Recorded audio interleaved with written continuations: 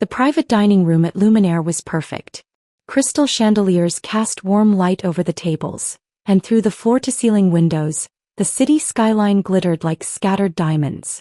My father sat at the head of the table, beaming as my brother Derek presented him with an enormous gift box wrapped in silver paper. "Dad, this is from all of us," Derek announced, his voice carrying that self-important tone I'd grown up hearing. "Well, from those of us who can actually afford to contribute." I kept my expression neutral, cutting into my salmon. I'd worn my usual outfit, jeans, a simple black sweater, and the canvas sneakers I'd owned for 3 years. My sister Jennifer looked immaculate in her designer dress, her husband Mark nodding along as Derek continued his speech. 60 years old, Dad. You've built an incredible legacy. Your children, well, most of us, want to honor that. Derek's eyes slid toward me for just a moment. Some people never quite figure out how to succeed, but that's okay. We can't all be winners. My mother, elegant in her pearls and navy dress, reached over and patted my hand. It wasn't comfort, it was pity. "Sarah, dear, we understand you're still finding your way. 32 is still young." "Very young," Jennifer added, examining her manicured nails. "Though most people have figured out their careers by then." I took a sip of water and said nothing. Around the table sat 15 family members, aunts, uncles, cousins, all watching me with that familiar mixture of concern and judgment. Poor Sarah. Still struggling. Still renting that tiny apartment. Still driving that old Honda Civic. Derek pulled out the gift. A luxury watch that probably cost $30,000. My father's eyes lit up. "This is too much," he said, but his hands were already reaching for it. "Nothing is too much for you, Dad," Derek said. "Jennifer and I split it 50-50. We wanted to get you something truly special." "What about Sarah?" my Aunt Linda asked. "Didn't she contribute?" The table went quiet. Derek's smile was sharp. "Sarah. Well, Sarah's financial situation is complicated right now. We didn't want to pressure her. I offered to cover her portion," Jennifer said, her voice dripping with false sweetness. "But she has her pride." They weren't wrong about the facts. I did live in a small apartment in an unfashionable neighborhood. I did drive an old car. I did wear the same rotation of clothes week after week. What they didn't know, what nobody at this table knew, was why. "It's fine," I said quietly. "I'm happy to celebrate Dad without the expensive gifts." "That's very mature of you, honey," my mother said. "Material things aren't everything." Derek snorted. "Easy to say when you can't afford material things." Mark laughed. My cousin Justin smirked. Even my Uncle Tom, who I'd always liked, looked uncomfortable but said nothing in my defense. My father put on the watch, admiring it in the light. "Derek, Jennifer, this is magnificent. You've both done so well. I'm proud of you." The words hung in the air. Both done so well. The implication was clear, I hadn't. Derek leaned back in his chair, swirling his wine. "You know, Sarah, I was talking to Jennifer the other day about your situation. We're worried about you." "Are you?" I asked mildly. "Of course we are. Your family." He took a long drink. "We think maybe you should consider going back to school. Get an MBA or something. Jennifer's firm is always looking for entry-level positions. Isn't that right, Jen?" "Absolutely," Jennifer said. "I could put in a good word. The starting salary is only $45,000, but it's better than whatever you're doing now." "What are you doing now?" my cousin Lisa asked. "For work, I mean." I cut another piece of salmon. "I consult." "Consult on what?" Derek pressed. "Business operations. Restaurant management. Things like that." Derek exchanged a glance with Jennifer. "Restaurant management? Sarah, you wait tables at some diner, don't you?" "I work in the restaurant industry," I said carefully. "Right." Derek's smile widened. "See, this is what I'm talking about. You're 32 working at a diner calling it consulting. This is why we worry." My mother sighed. "Sarah has always been creative with how she describes things. Remember when she said she was going into business?" Jennifer laughed. "And it turned out to be some failed food truck?" "It had a food truck. 8 years ago, fresh out of college. It had failed spectacularly within 6 months. What Jennifer didn't know was what happened after. But I wasn't ready to explain. Not yet. The food truck was a learning experience," I said. "A $40,000 learning experience," Derek reminded everyone. Didn't you have to borrow money from Dad to cover the losses? I paid him back, I said quietly. After how many years? Derek leaned forward. Look, Sarah, I'm not trying to be cruel. I'm trying to help. You need to face reality. You're not cut out for entrepreneurship. There's no shame in that. Most people aren't. Derek's right, my father said, and something in my chest tightened. Sarah, honey, you have to stop chasing these impossible dreams. Get a stable job. Build a real career. Look at your brother and sister. They have houses, retirement accounts, families. What do you have? What did I have? I looked around the table at my family, at their expensive clothes and confident smiles, at the way they looked at me with such certainty that they understood my life. I'm doing fine, I said. You're not, though, my mother said gently. And it's okay to admit that. We want to help you. We've actually been discussing it, Jennifer said. Derek, and I think maybe you could move in with Mom and Dad for a while. Save some money. Get back on your feet. At 32, my Aunt Linda said. Is that really? It's practical, Derek interrupted. Sarah's too proud to ask for help, but she needs it. Look at her. She couldn't even afford to contribute to Dad's gift. She's wearing the same clothes she wore at Christmas. How much longer are we going to watch her struggle? The entire table was staring at me now. I felt heat rising in my cheeks, not from embarrassment but from the effort of keeping my expression neutral. I appreciate the concern, I said. But I'm not struggling. Sarah. Derek's voice took on that patronizing tone I hated. We can all see that you're struggling.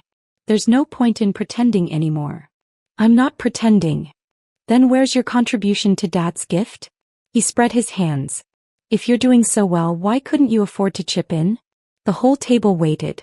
My father looked disappointed. My mother looked sad. Jennifer looked triumphant. I could have ended it right there. I could have told them. But something in me wanted to wait just a little longer. To see how far they would push it. I chose not to contribute, I said finally. Derek laughed. Right. You chose not to. Just like you choose to live in that apartment and drive that car. Exactly like that. Sarah, this is getting sad, Jennifer said. You're not fooling anyone. We all know you're broke. Do you know that? I asked quietly. Of course we do, my mother said.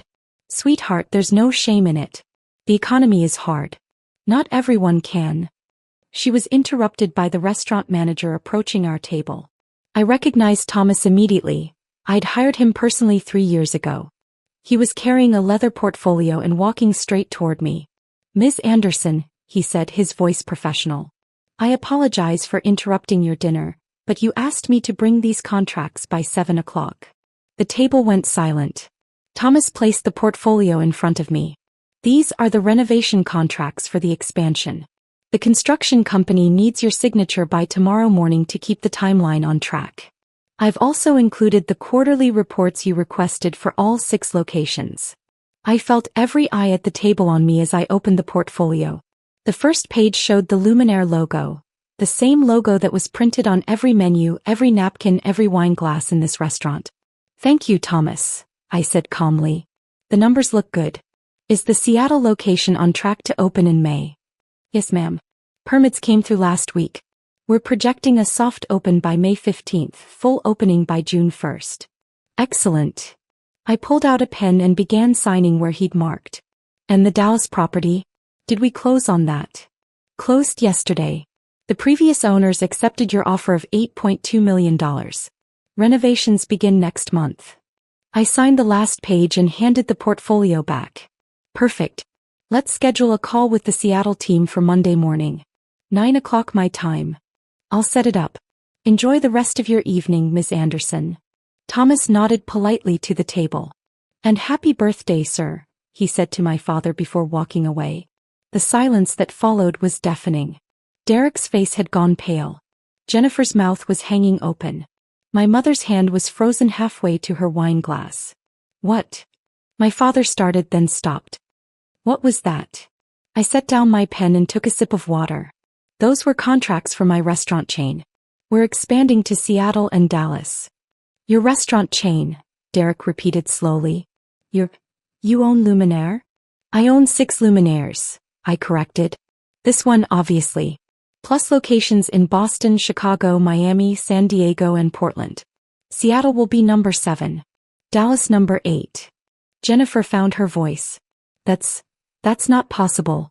This restaurant is. It's one of the most expensive in the city. The real estate alone. $12.3 million, I said.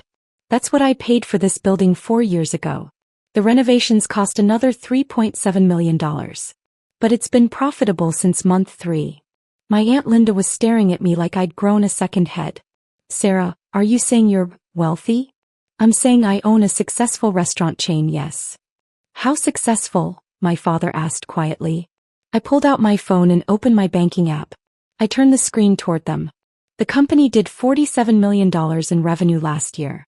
My personal net worth is approximately $31 million, though that fluctuates depending on property valuations and market conditions. Derek grabbed the phone, his hands shaking. His eyes went wide. This can't be real. This has to be photoshopped or... It's real, I said. I can show you tax returns if you'd like. Or articles about the business. Forbes did a piece on me last year. The reluctant restaurant mogul, I think they called it. My mother looked like she might faint. But your apartment, your car, your clothes. I live modestly because I choose to, I said simply. The apartment costs $800 a month and it's 5 minutes from my flagship location. The car runs perfectly fine. Clothes are just clothes. I prefer to invest my money in the business and in my future rather than in impressing people. But why didn't you tell us? My father asked.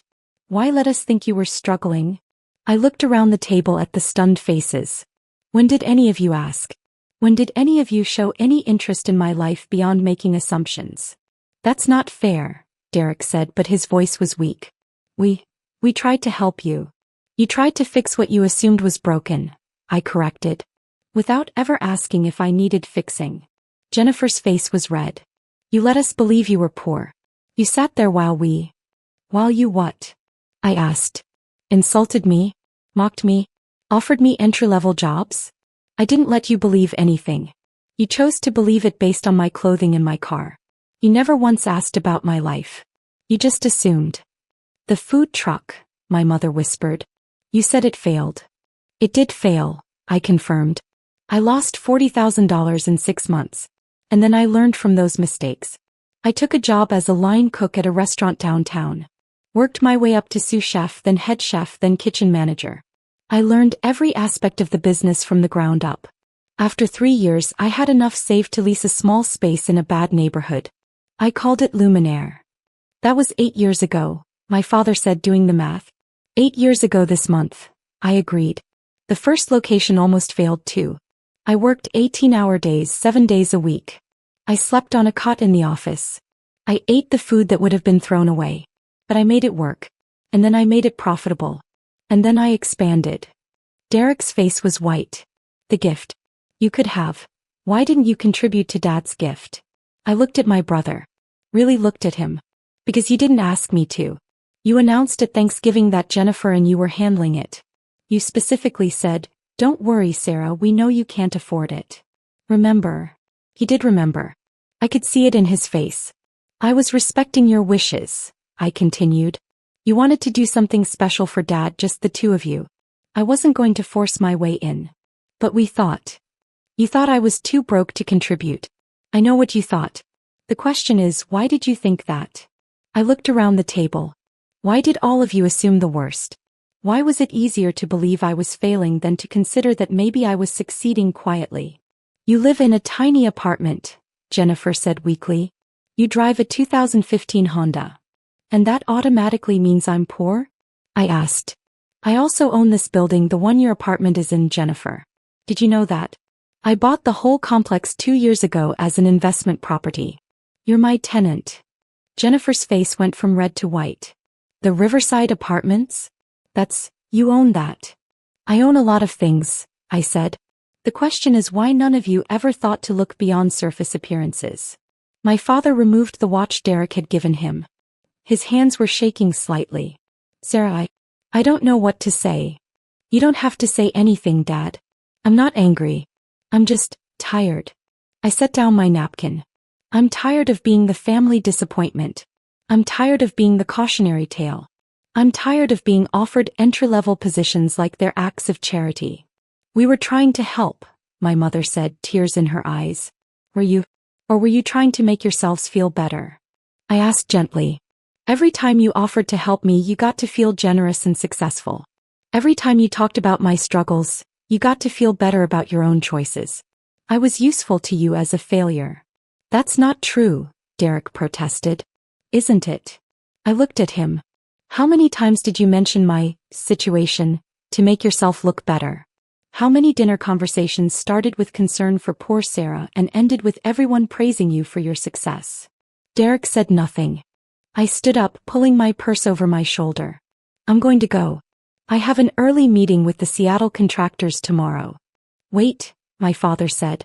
Sarah, please. Sit down. Let's talk about this. What is there to talk about, Dad? I'm sorry. We all are. He looked around the table. We misjudged you. Badly. We made assumptions and we never bothered to look deeper. That's on us. I accept your apology, I said. But I'm still leaving. This is your birthday dinner and I don't want to ruin it. You're not ruining anything, he said. You're my daughter. I'm proud of you. I should have said that years ago. The words hit harder than I expected. I felt my throat tighten. Thank you. Will you sit down, please? Let me get to know who you really are. I hesitated, then slowly sat back down. Thomas appeared immediately, refilling my water glass. He caught my eye and gave a subtle nod. He knew this was hard. Tell us about the business, my father said. How did you do it? So I did.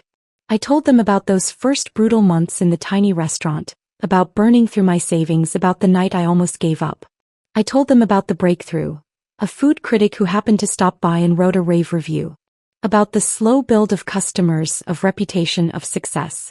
I told them about buying this building, about the terror of taking on that much debt, about the relief when it paid off. I told them about my staff, 127 employees across 6 locations, many of whom had been with me since the beginning. The expansion to Seattle is different, I explained. I'm partnering with a local chef there, someone who knows the market. I'm providing the capital and the business structure. She's providing the culinary vision and local expertise. That's brilliant, my Uncle Tom said. He'd been quiet through most of this, but now he was leaning forward with genuine interest. Franchising. Sort of, but I maintain majority ownership.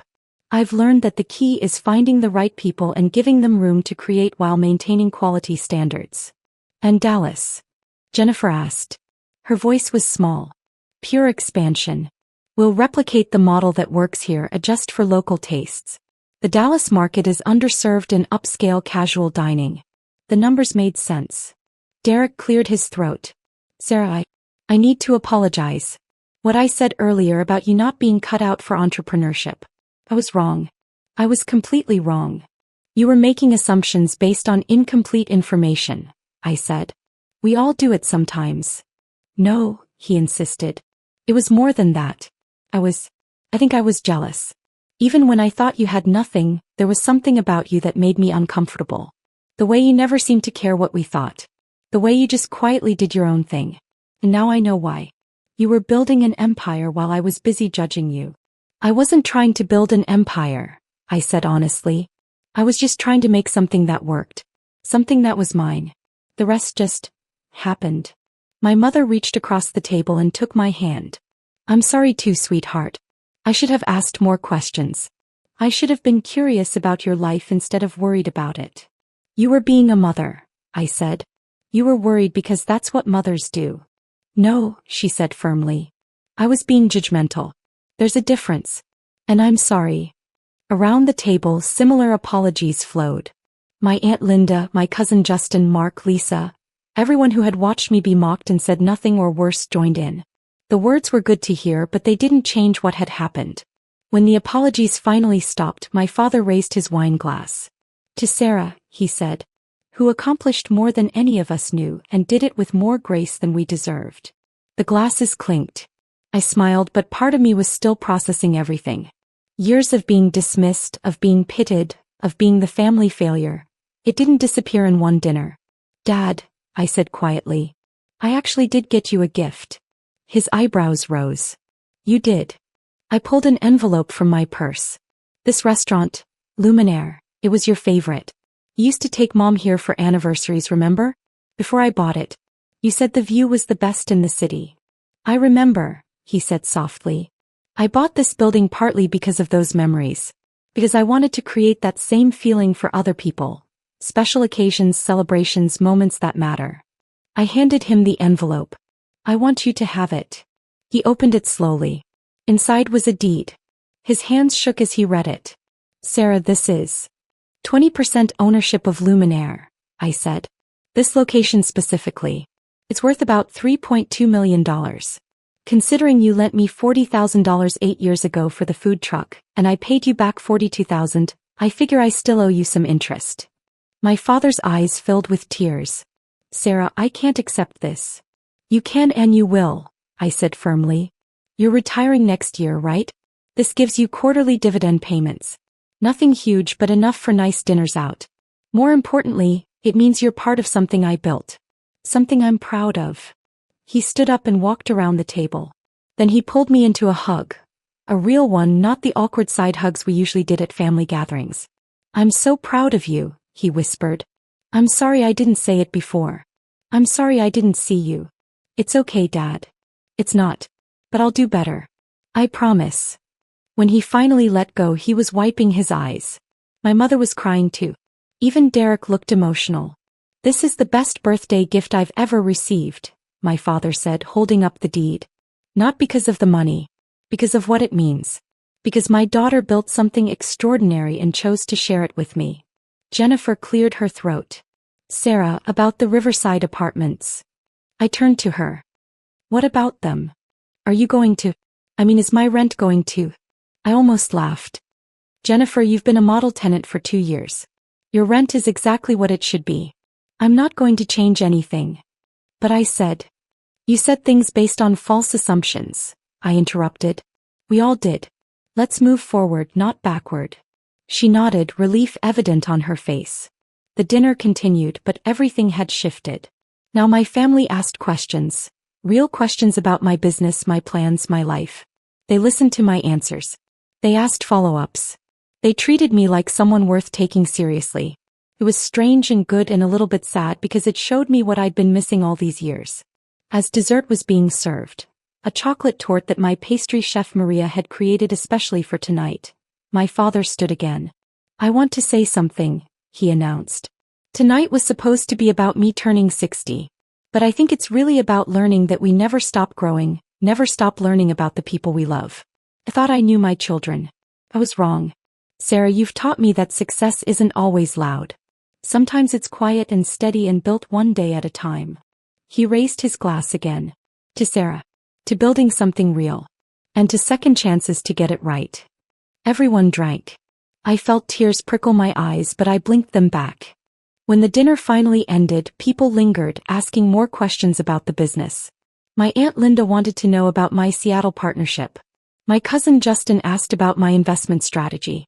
Even Derek, after everyone else had left, pulled me aside. I really am sorry, he said. I was a complete ass. For years. Yeah, you were, I agreed. He laughed, surprised by my honesty. Not going to let me off easy, huh? Would you respect me if I did? No, he admitted. I wouldn't. Derek, here's the thing. I don't need you to celebrate my success. I don't need validation from you or Jennifer or anyone else in the family. I built this because I wanted to, not because I wanted to prove something to you. I know, he said quietly. That's what makes it so impressive. And so humbling. I've spent my whole life chasing approval and you just didn't. You found your own path and walked it regardless of what anyone thought. It wasn't easy, I admitted. There were nights I cried myself to sleep wondering if everyone was right, if I was delusional to keep trying. But you kept going anyway. I kept going anyway, I confirmed. He smiled. A real smile, not the condescending one I was used to. Maybe you could teach me something about that. Maybe I could. As I drove home that night in my 2015 Honda Civic, I thought about the evening. About my family's shock, their apologies, their newfound respect. Felt good, but it also felt complicated. The truth was, I hadn't hidden my success to teach them a lesson. I'd hidden it because I knew they wouldn't understand. I knew they'd judge me for living modestly while being wealthy. I knew they'd have opinions about how I should spend my money, where I should live, what car I should drive. I'd hidden my success because it was mine, and I wanted to protect it from their assumptions and expectations. But now it was out. Now they knew. And I'd have to navigate what came next. The requests for money, the sudden interest in my opinions, the complicated dynamics of being the secretly successful sibling who let everyone think she was struggling. As I pulled into my apartment parking lot, my $800 a month apartment in an unfashionable neighborhood, I smiled. Let them think what they wanted about my choices. I knew what I was building. I knew what mattered. And tomorrow I had a meeting with my Seattle contractors. An empire doesn't build itself. I grabbed my phone and texted Thomas, "Thanks for the perfect timing tonight. Appreciate you running interference." His reply came seconds later, "Anytime, boss. That's what you pay me for. Also, your family's faces were priceless." I laughed and headed inside. Whatever came next with my family, at least the truth was out there. No more pretending. No more assumptions. Just me, my business, and the life I'd built one quiet, determined day at a time. And honestly, that was more than enough.